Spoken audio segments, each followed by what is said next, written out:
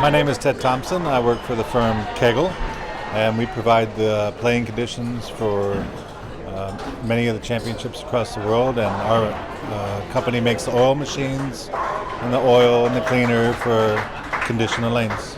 The oil machine basically applies the first thing it does is it cleans the lanes, and then immediately after cleaning the lanes, it takes all the oil and the dirt and everything off the lane.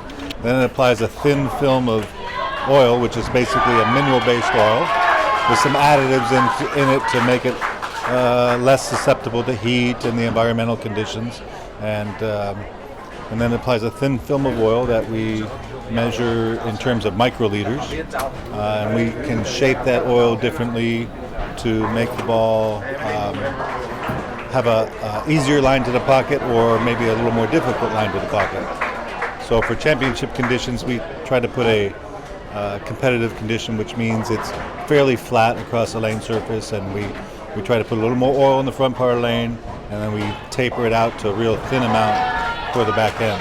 They don't know how little oil is on the lane, actually.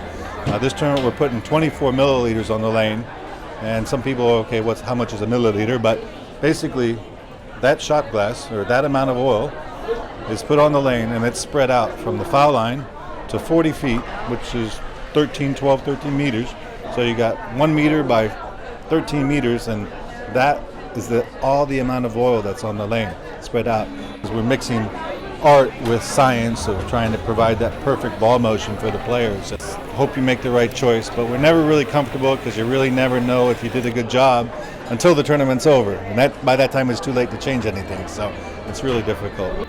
For this tournament so far, we're pretty satisfied. I mean, we try to provide competitive conditions that, like I said, are not real easy for the players, but not real difficult. So something in between. Our goal is always to provide conditions that allow many different styles to have a chance, and hopefully the player that bowls the best is the one that comes on top.